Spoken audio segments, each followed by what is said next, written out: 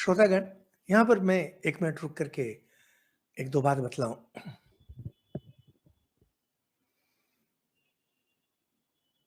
कहीं पर मैंने एक पंक्ति पढ़ी थी बहुत पहले, तो पंक्ति तो याद नहीं, लेकिन पंक्ति का आशय याद है। जिन्होंने अपने घर को जलते हुए नहीं देखा, वही अखबार में दूसरों के घर के जलने का संवाद पढ़ते हैं। अच्छी पंक्ति थी, बहुत सुंदर पंक्ति थी। कहने का अर्थ है कि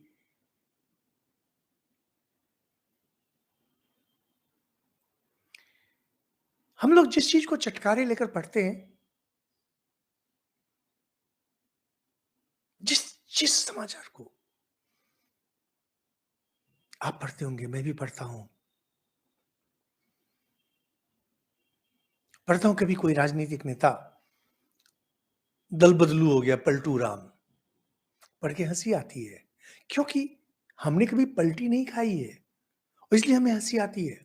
लेकिन कल को अगर हमारी अब परिस्थिति हो जाए कि मुझे पलटी खानी पड़े, तो समाचार मैं नहीं पढ़ूँगा। जिन्होंने अपने घर को जलते हुए देखा है,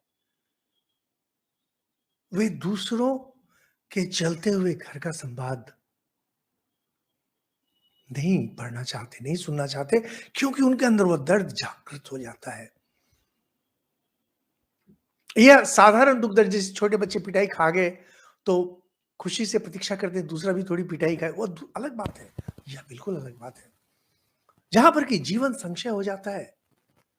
अगर आपके घर की बहू बिटिया पर कोई शील हानि करे, बलात्कार करे, आप कभी समाचार पत्र में फिर किसी के बारे में पढ़ना नहीं चाहेंगे। कभी नहीं पढ़ेंगे। आप करके देखिए, आपके जीवन में जो हादसा हुआ है, आप सोचिए क्या हादसा हुआ है। हम लोग चटकारे लेकर के जब किसी चीज को पढ़ते हैं, और जब हम लोग अपना मत प्रकट करते हैं, दूसरों के विषय में जब हम लोग न्यायपरायण बन जाते हैं, दूसरों के बारे में कहते हैं यह गलत हुआ, सीधा अर्थ होता है कि आप अभी तक उस परिस्थिति से नहीं गुजरे हैं। एक बार उस परिस्थिति से गुजर जाए, ये जो बड़ी-बड़ी हाँकते हैं, ये हाँकना बंद हो जाएगा। अभी मैं देख रहा हूँ, वाल्मीकि रामायण हमारे हिंदी भाषी लोग कुछ-कुछ देखते हैं, उटपटांग सब अपना मत प्रकट करते रहते हैं। कुछ पढ़ाई तो की नहीं है इन्होंने। इनका इतिहास, भूगोल, विज्ञान, साहित्य, सब कुछ का ज्ञान तो रामचरितमानस से है। शास्त्र का कुछ भी, वेद, उपनिषद, किसी महाभारत, किसी का कोई ज्ञान नहीं, लेकिन फटाक से करेंगे, नहीं ऐसा है। क्यों? क्योंकि तुलसीदास जी ने ऐसा लिखा है। इतना आसान नहीं है। जीवन आसान नहीं है। अगर महाभारत का अध्ययन करें, गीता प्रेस बहुत सस्ते में उपलब्ध कराता है। पढ़िए, देखिए कैसे धर्म संकट लगा हुआ है। इंद्रजीत को लग रहा है वह सही कर रहा है, विभीषण को लग रहा है वह सही कर रहा है। हम लोग जब आज मेघनाद को गलत समझते हैं, हम लोग जब विभीषण को लोग सही समझते हैं, हम लोग यह नहीं समझते हैं कि हम लोग के पास एक साफ सुथरी छवि दी गई है, और हम लोग का जीवन, हम लोग का सामाजिक जीवन इस तरह से साफ सुथरे तरीके से नहीं चलता है। जीवन अत्यंत विषम है। भारत भारत एक अति सुंदर देश है। हमारी सभ्यता अति साफ सुथरी सभ्यता है। यहाँ पर बहुत सारी चीजें हैं जो दूसरों को शायद ठीक नहीं लगे, लेकिन उन्हें पर्दे के पीछे ही रखा जाता था।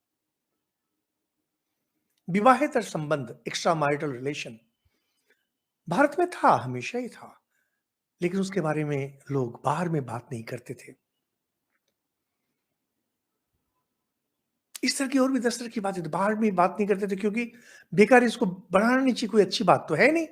लेकिन समाचार पत्र वाले दिन भर इसको उछालते रहते हैं, क्योंकि समाचार पत्र की बिक्री बढ़ती है।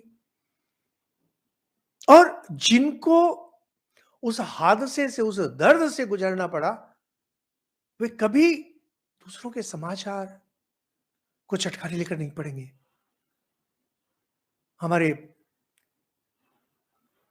हिंदी के सर्वश्रेष्ठ लेखक प्रेमचंद जी, उनकी एक बहुत सुंदर कहानी है। मैं कहानी का शीर्षक तो मुझे याद नहीं। उसमें कि एक बहुत ही आदर्शवादी लड़का है, जो उसके पिताजी शराब पिया करते हैं और हमेशा वो पिताजी की अ, शराब की बोतल को तोड़ देता है, ग्लास को तोड़ देता है। पिताजी केवल हँसते हैं, वो कुछ कहते नहीं हैं। आदर्शवादी है, क्योंकि जीवन को उसने देखा नहीं। युवक बनता है, नौकरी में भी जाता है और बहुत लंबी कहानी है। संजोग ऐसा है कि देखता है कि उसके दोस्त लोग शराब पीते हैं, तो एक बार उसके मुँह से निकल जाता है, मैंने तो कभी इसे छुआ भी नहीं। अंदर में शायद कहीं कोई चाहत, तो दोस्त लोग उसे पिला देते हैं और उसके बाद वह तो पूरा पियक्कड़ बन जाता है। वो ऐसा पियक्कड़ बनता है, उसके बाद कहानी बहुत ही मज़ेदार कहानी है।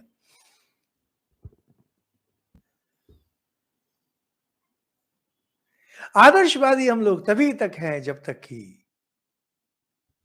आदर्शच्युत होने का मौका नहीं मिला। आदर्शच्युत होने की परिस्थिति में हम नहीं पड़े।